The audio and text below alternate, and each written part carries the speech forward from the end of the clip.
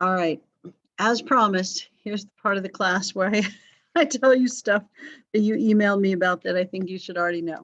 So here's some stuff that I got emails about between last class and this class. How am I supposed to know what I should put in the weekly question? And can you give me some feedback on my weekly question? Okay, here we go. Well, I mean, there's a textbook, and you can use the index of the textbook to look stuff up. There's also class. Every time we have class, I tell you where I think I would look for the weekly question information. I even give you page numbers. And I typically say, if I were you, I'd make sure I put this in your answer. So if you're one of those people that logs on and then doesn't pay attention, and I know there are several of you, and then you go and work on physics or whatever you do, that's cool. But if on the screen you see the weekly question, that is a sign that I'm talking about the weekly question. So if you want to go back and review, at least look at the part where the weekly question's on the screen. Okay, that's my hint to you. Also, as far as feedback, literally every time I grade your weekly question, I type comments in the rubric every time. Even those of you that have turned stuff in really late, I've typed comments in there. So the reason I do that, it's not because I think you're going to read it, because clearly you're not, but some of you do. And those of you who are kind of interested in some feedback can get it there. So, I'm not going to email you special feedback probably unless you send your answer to me early, and then I probably will.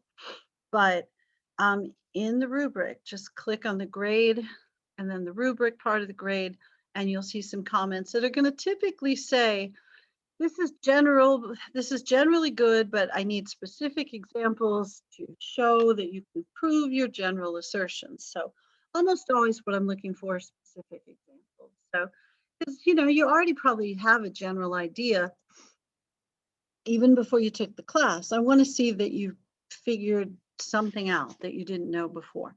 And since you can use your book while you write the answer to the weekly question and I tell you page numbers, just look it up. Really, yeah. All right, that's about all I have to say on that.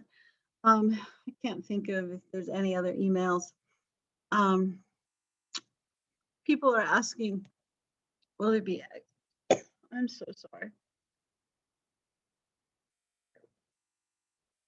Extra credit, I mean, you have the book review. I know we talked about that last time. And then typically I do like one optional assignment per semester. And yours is typically, the 1302 one is usually some sort of assessment of the, something that was really important that you learned and why it was important, that sort of thing. And I'll probably post that early next week, maybe the end of this week, kind of depends on how much time I have to do stuff. My goodness, my life's a little like yours. It's too busy sometimes. So, all right. And I'm going to try really hard not to sneeze or choke, but dang, allergies. Oh, sorry. All right, let's look at the weekly question. Analyze arguments of the Free Soil Party. Oh, yeah, you're the different class. Yeah, yours wouldn't be. Well, I can't remember what your. I'll look and see what your additional assignment is. I can't remember right off the top of my head. But anyway, analyze the arguments of the Free Soil Party. How did its members understand freedom? How did slavery fit into their platform? And I know we already talked about this a little bit last time, but as far as page numbers, look at pages 488 to 492. I suppose I could type that in there, maybe. Let's see. So pages, I'm throwing my pen on the floor. 488 to 492. And then, now this isn't going to be in the saved version, but it'll be online. You can write it down. And then pages 499 to 502. And that's really kind of about how the Free Soil Party and some other things end up forming the Republican Party, but it's not, it's useful there. So analyzing the arguments of the Free Soil Party, I would first start out with talking about what the Free Soil Party was, mention that it's a political party. I know, but it could be something else. A political party that runs candidates for president, mention who those are, in 1848, that the goal of the Free Soil Party is to prevent the expansion of slavery. One of you, at least one of you, has already turned in the answer to this, which, yeah, not so good, no offense at all, but there's feedback in there, you know, there is, click on the rubric. Because all they wrote, whoever it was they didn't want to see the spread of slavery because they thought slavery was wrong. No, they did not think slavery was wrong. I know, they thought slavery was not beneficial to the average white person, because the average white person not only doesn't own slaves, but they don't get an opportunity to compete for jobs because of slaves. Because if somebody owns slaves, you're not hiring white guys. So the Free Soil Party is this weird coalition of folks, there's occasional abolitionists, but it's really more the average Northern person that really doesn't care about equality. They just are irritated that the South has any sort of economic power at all. So they want to decrease the economic power of the South and also ensure that Western land and Western economic opportunities are preserved only for white men. The book's super clear about this. So whoever wrote the answer that just said they don't like slavery and they thought slavery was racist, you didn't even look. You gotta look, okay? You gotta look, okay? So 488 to 492, you didn't even look that up on the internet unless you went to like a really bad source, which you could have, which is why we don't look stuff up on the internet because the sources aren't always reliable. And the book, we know Dr. Foner knows what he's talking about. So look at the book 488 to 492. So the book will give you dates and specific details and candidates and where it's popular and where it's not and that sort of thing. But there has to be some discussion of when it formed, why it formed, what they believed, and maybe a couple of candidates that they ran. And if you're wondering like, well, this is kind of that extension of the idea of manifest destiny, that white men are really supposed to inhabit the United States from sea to shining sea, because it's sea. I said she, didn't I? Because it's God's design. And that white men spreading throughout the world, or at least the United States, England kind of had the world philosophy, was good for society because they were more cultured and educated and all that, more democratic, except for the whole owning people part. All right. So free soil, free labor, free men. They didn't want to compete for jobs with slaves, and they didn't want any of this new exciting land that was opening up to belong to people that weren't white. All right, you see the page numbers, write them down or come back and look at the video, which probably won't be posted till later tonight because I'll leave right as soon as class is over. All right. Questions, comments, concerns, Free Soil Party? You good? We good? I think this one's pretty straightforward. But if you just say what one of you already said, they don't like slavery because they didn't like slavery because they thought it was rude or unfair. That's not true. That is not the truth at all. So you gotta write the truth. It's a history class. All right. Where are the notes? There they are. Like you're really asking me. Yeah. All right. Apparently I finished the chapter in the last class. That's a good thing, isn't it? All right. Where were we? Oh my gosh, we have a lot to talk about, don't we? All right. So I think we probably talked about Mexican War, Mexican Cession last time. Did we talk about Wilmot Proviso? David Wilmot Fellow said, hey, got a bunch of new land from the Mexican War. Let's make sure we don't spread slavery there. And abolitionists. And there's that quote that you could use from David Wilmot, who said, what does he say? Something about it, morbid empathy for slavery. He said he didn't issue the Wilmot Proviso out of morbid empathy for slavery. He really doesn't care about slaves. He just wants the open land for white people and white economic opportunities. So when he says, I don't want slavery in the West, it's really not that he opposes slavery. We've already said this a million times. So Congress is going to reject the Wilmot Proviso, but it leads to a whole bunch of debate, all of which is spirited. and none of which is peaceful. Okay, so this happened end of the Mexican War, 1848, 1849, in there. And then you have the development of the Compromise of 1850. I assume you know about when they formed that compromise. The name is a clue, isn't it? The initial authors are Henry Clay, also Stephen Douglas. Clay is from Kentucky, Douglas is from Illinois. Or as people that don't know about Illinois. And his goal, Stephen Douglas's goal, make sure the Transcontinental Railroad goes through Illinois, plus he's going to run for president later. We'll talk about that in a minute. Henry Clay's goal, he's just Henry Clay. He liked people to compromise. He wrote the Compromise of Missouri Compromise, or Compromise of 1820, also the American System, and was involved even in some of the negotiations regarding the War of 1812, which is a sign that he's old as dirt at this point. He is. He also dies before the bill is passed. So when they initially write the bill, they try to shove it through all at once.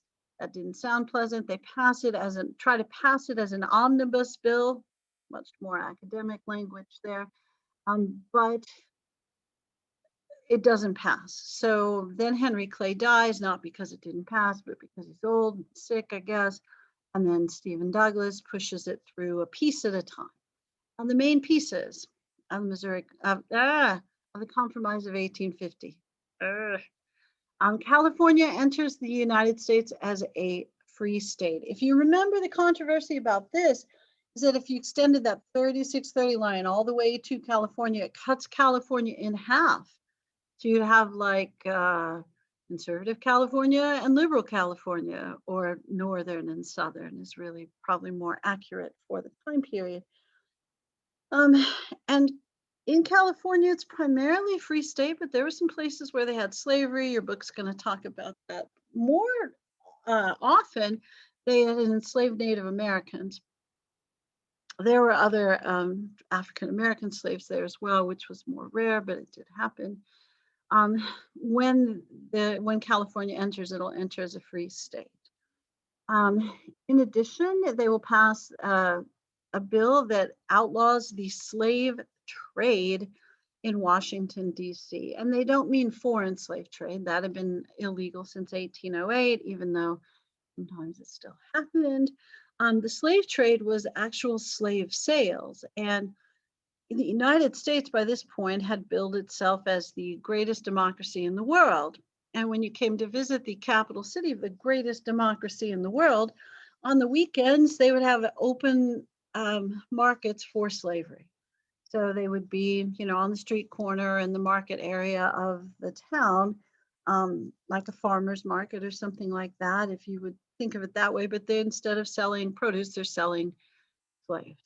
So that seemed to appear very undemocratic when you're selling people, and really to kind of because it looked bad.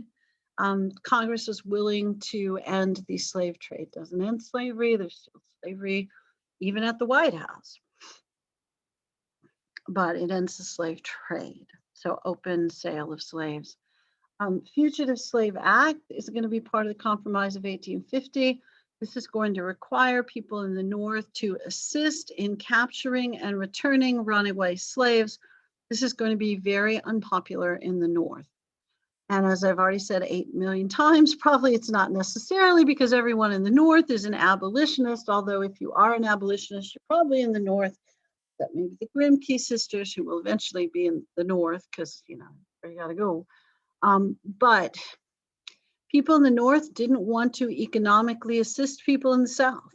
So whether they thought slavery was great, terrible, whatever, they did not want to have to spend their own money or have their own efforts required by federal law to help return slaves.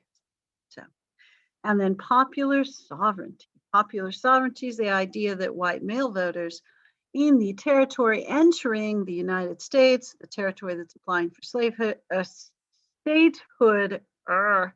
that they would decide whether there would be slavery or not.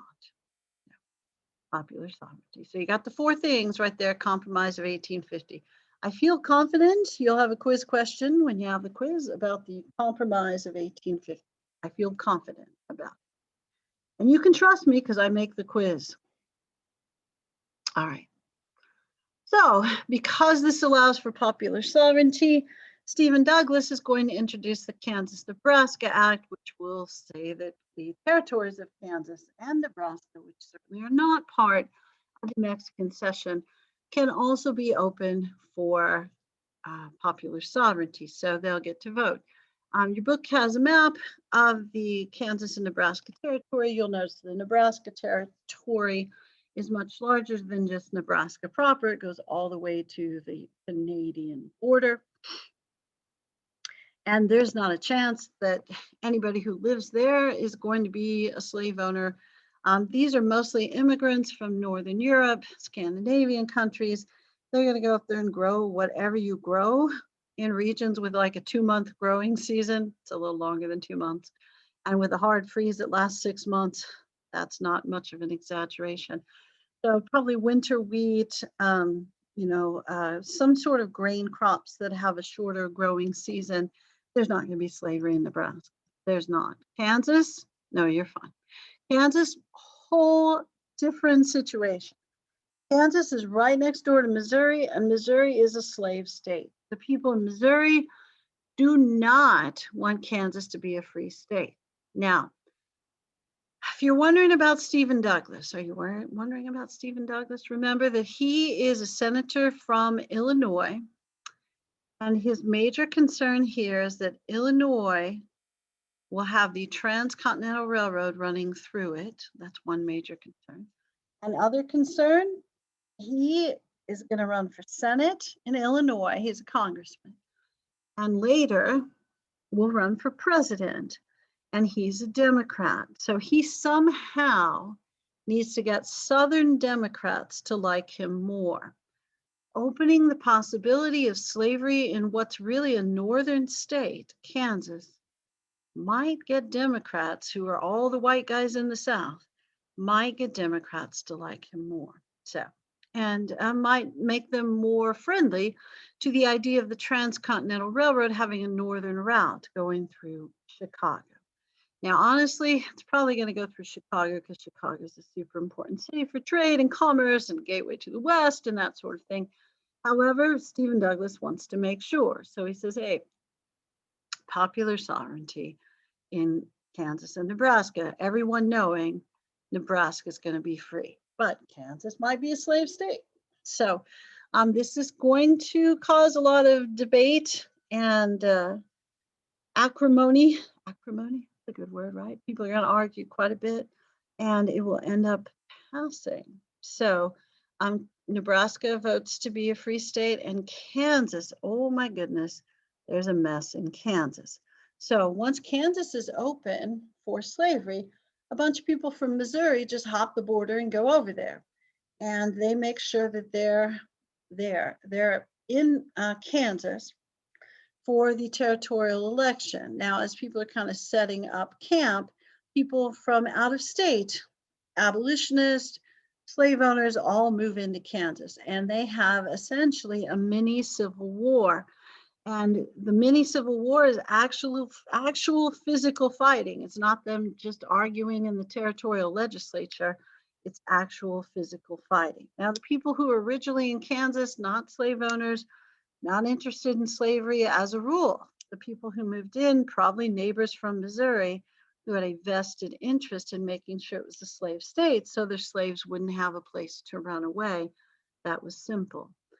Your book also discusses this, has a little map of this, and you'll notice that probably the areas where most of the fighting occurs are really in northern Kansas, kind of that Kansas City area in the modern era. There end up being two political camps. You have the pro-slavery and the anti-slavery camp. The pro-slavery camp is, let me see, the Compton group, and the anti-slavery is the Lawrence group. So those are two different cities in Kansas. When they initially vote whether they would have slavery or not slavery, they vote for having slavery because a bunch of neighbors come in and vote. And then they have a revote which turns out to be an anti-slavery vote, a free state vote. And the headquarters of those people is Lawrence, Kansas, the headquarters of the pro-slavery people, the Compton, and they end up fighting.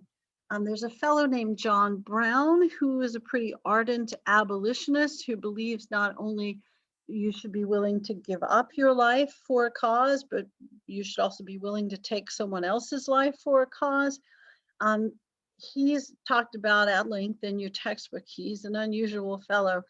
He's very certain that God is going to use him to bring the end of slavery in the United States.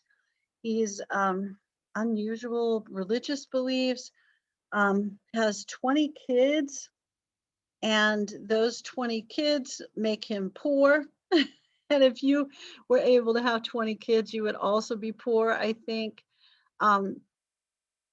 So what ends up happening is some of his kids live in Kansas and, oops, let me let somebody in. Some of his kids live in Kansas and they get involved in the Civil War and they get attacked. He moves to Kansas to help protect them. And he gets involved in some violent activities in that era.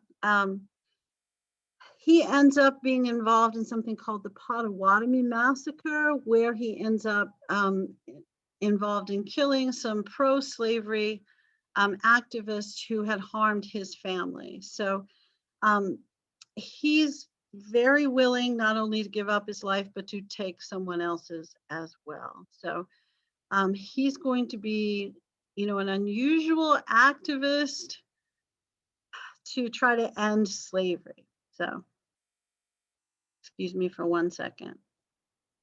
Somebody keeps calling me. I'm just going to text them. I know it's kind of an emergency for them, but I at least wanted to let them know why I'm not answering. All right, but it's not an emergency. Those are always, you call 911. You don't call your favorite history professor. You have an emergency. Yeah, unless you need to, yeah, some work for your. All right, so Kansas-Nebraska Act, we get introduced to the unusual John Brown and his 20 kids, or at least, you know, there's probably 18 left by the time it's over. The book talks about how he's poor. I just wanted to mention the 20 kids as part of the reason he's poor.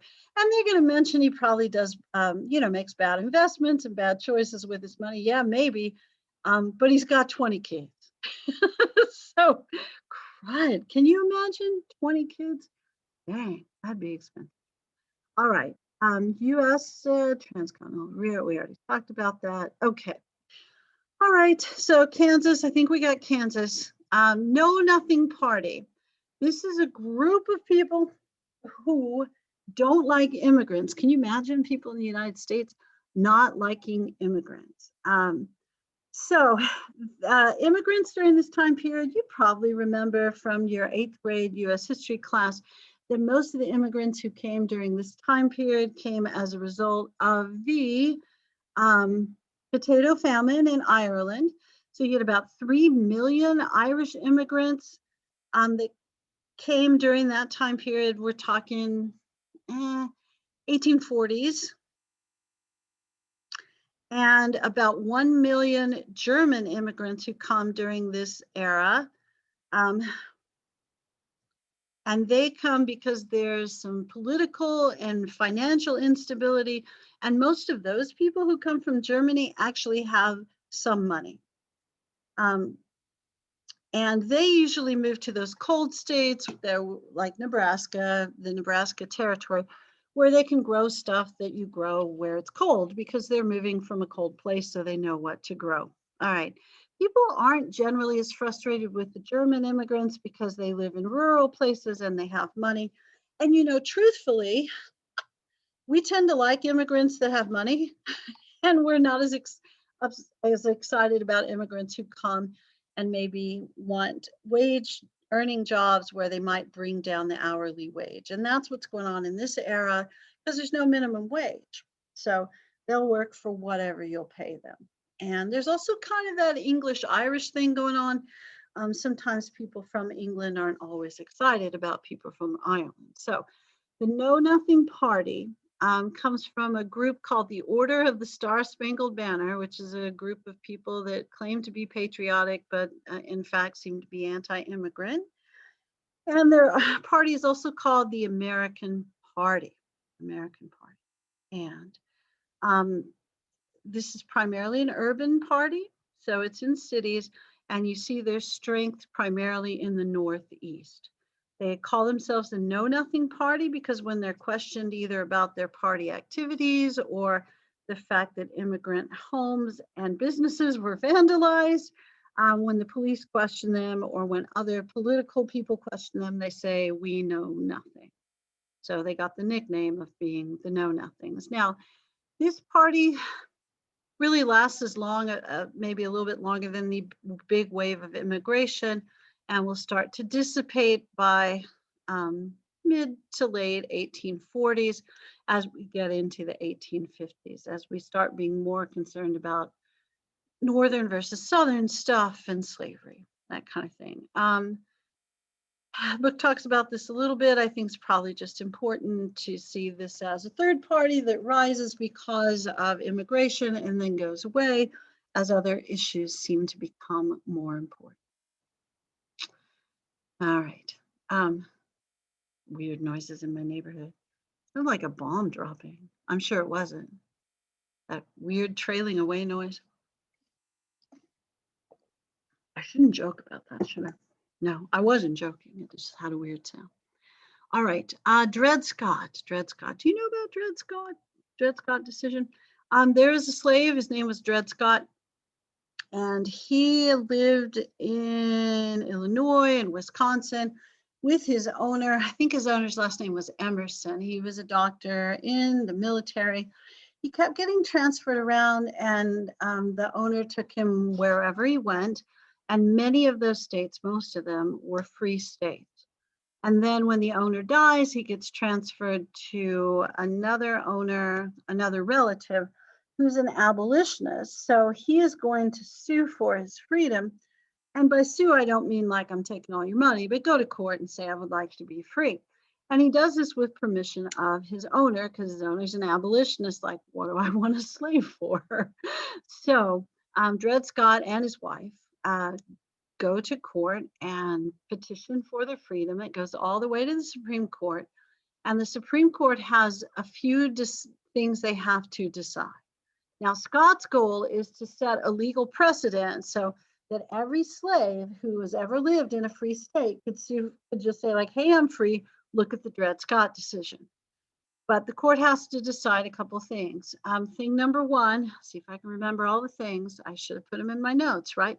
Thing number one, does Dred Scott have the right to sue for his freedom? Does an African-American man, does a Black man have standing as a citizen and the ability to go to court? That's question number one. And then the other questions, I'm not going to remember what the specific questions are, but have to do with, does the state have a right to regulate slavery? And does the federal government have a right to regulate slavery? What the court decides, the initial question, does Dred Scott have the right to go to court, is no. They decide because he's Black, he's not a citizen. And because he's a citizen, he doesn't have the right to go to court. And notice, they didn't say, is he a slave? They said, is he Black? So what this does is that every African-American man who is free also is not a citizen and also is not protected by the Constitution. So this is a big deal. So not only does this impact the rights of slaves, which there are none, it also impacts the rights of free Blacks, which essentially says there are none. So that's iffy. And then the Supreme Court goes on to say that they don't believe that the federal government has the right to tell a state whether they can have slaves or not. So they're essentially saying that every state is now open to popular sovereignty, that those traditions, north of this, south of that, don't really apply, and that maybe individuals also have the right to own slaves. So they're essentially saying the federal government can't limit slavery. That's messy. That's really messy because here we are. I didn't tell you when this happened. I should have. This is 1858. So Kansas, Nebraska was 52. Bleeding Kansas, I think, was 54. I think was 54. Now Dred Scott, I think, is 56. And then maybe John Brown is 58 or 59. Why we're talking about them in this order, isn't it? All right, so the Dred Scott decision happens and that causes a lot of turmoil. While that's going on, I didn't put this in the notes, the Congress is also fighting, arguing about all this stuff. And in the Senate, a senator who feels insulted because this guy, Charles Sumner, senator from Massachusetts, insults one of his relatives from South Carolina. So he goes to the Senate and smacks him over the head with a cane to the point that the cane breaks and the senator's skull is cracked and he's on the ground unconscious. So I know you think politics are pretty volatile now, and they are. You're correct about that. We hardly ever have people beating the crap out of each other to the point of unconsciousness in the Senate. Yeah, I don't think that's happened. Do you think that's happened recently? I don't recall it. Yeah. I mean, we have some ugly stuff, but it's not quite that. So this is called the Sumner-Brooks affair, and Sumner continually gets reelected, even though he's not quite healthy because, he had his skull cracked and he had to go to the hospital for at least a year because, recovery on that kind of injury is slow and medicine is bad during this time period. And then the Preston Brooks fellow, they keep reelecting him, but also sending him gifts like other canes because his cane got broken. And the canes usually came with a note that said, hit him with this one. I think he got a gold handled whip with something engraved that said, use this instead, it won't break. So people were supportive of the violence in the Senate because this issue had become super volatile. All right, and then John Brown. John Brown had gone to Kansas when it was super volatile and helped it become more volatile. And then he ends up coming to a place in Virginia, Harper's Ferry. And this is going to be fairly near DC. And there is a federal arsenal here. And he's going to lead a group of 20 or 21 abolitionists, former slaves, to this federal arsenal. They're going to steal the weapons, and their thought is they're going to go throughout the South, freeing people, freeing slaves from plantations, and ending slavery. So it's kind of a Nat Turner sort of thing, but with a really big arsenal of weapons. Yeah, this doesn't end well, as you can imagine. Everyone either gets killed or captured and then executed. John Brown wanted to he did plan this at Frederick Douglass's house. Yeah, John Brown was connected. So John Brown actually plans this raid of Harper's Ferry at Frederick Douglass's house. And he says, hey, Frederick Douglass, would you like to participate in this? Well, it's fairly obvious how this is going to end. You might be able to capture some weapons in an arsenal, but you and 20 dudes are not going to be able to defeat the US Army. And this is essentially treason, which is what he was charged with. But Frederick Douglass sees the value in this and says that he admires it, but he also thinks that his value to the abolition movement is more as an alive person than a dead person. John Brown, I think, has a pretty good understanding that he's going to die if he does this. I'm certain of this. Not that I hung out with him, but there's enough stuff written about him and there's enough quotes from his speeches that you can gather this from what he said and what he wrote. I am not sure that everyone else who participated in the raid understood that this wasn't going to end well, but there's it's not going to end well. So John Brown leads this raid knowing that his goal is probably to become a martyr for the cause of slavery. Frederick Douglass believes that his contribution will be better as a living spokesperson for slavery for abolition. And he's going to end up becoming, you'll see this in the next chapter, really important part of the abolition movement, an advisor to Abraham Lincoln. So I feel pretty confident Frederick Douglass is right. You can decide, of course, either way.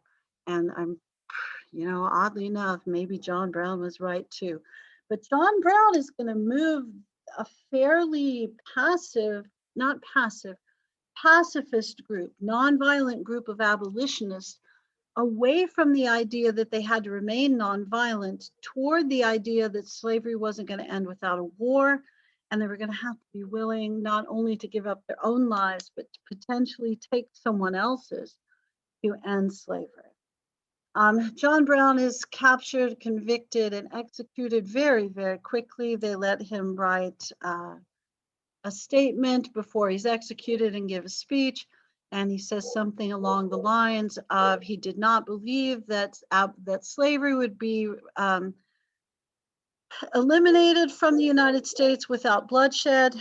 And he said, if my blood, along with the blood of my children, has to be mixed with the blood of millions of slaves that preceded me to end slavery, let it be done. And that was his speech right before they executed him. So pretty dramatic stuff. They made sure everything was publicized and published. And John Brown, planned to be a martyr, and there he was, martyred. So, and this happens 58 or 59. I think by the time the trial's over, it's 59. And then that's the year we've got Lincoln and Douglas running for president. Now, Douglas has a disadvantage of being a Democrat. And I say it's a disadvantage because the Democrats were split into several different camps. Lincoln has the unity of the Republican Party. However, the southern states are not going to put Lincoln on the ballot. So Lincoln's not going to get a single vote from the South, and that'll be intentional. My neighbor's dog is apparently upset about this. And that will be intentional because the southern states want to claim Lincoln wasn't our president, none of us voted for him, and that's sort of true. Okay. So the Republican Party is newly formed, and the Republicans are essentially the anti-slavery Whigs, whoever's kind of left over from this Free Soil Party, who may not necessarily be abolitionists, but they really oppose the spread of slavery into the West. But the leadership of the Republican Party, this is important, the leadership of the Republican Party is decidedly abolitionist.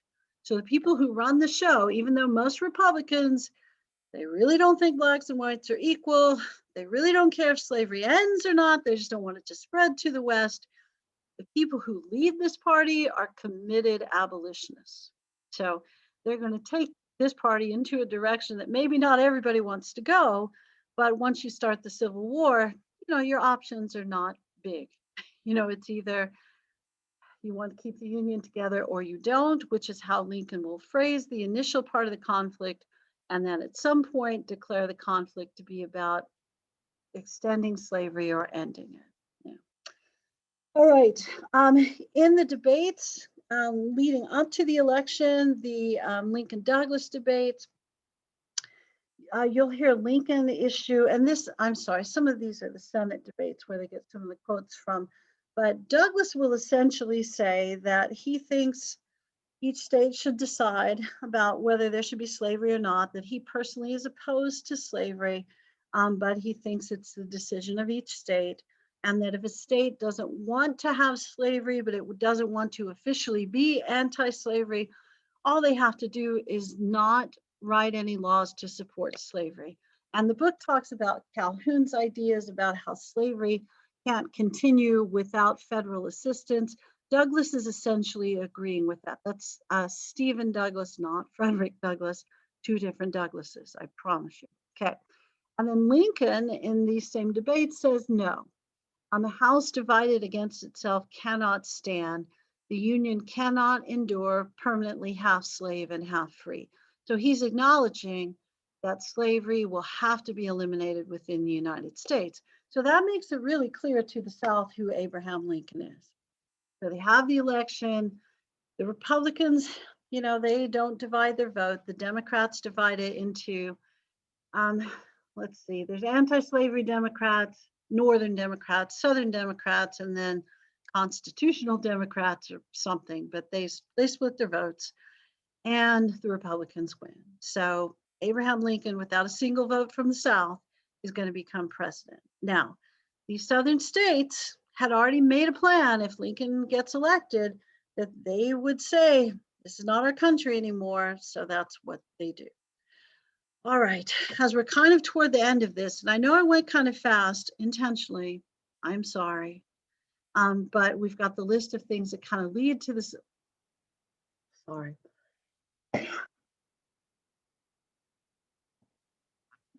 We've got the list of things that lead to the Civil War. And this starts slavery. I have to include slavery in the list because why not? I mean, it's obviously the issue.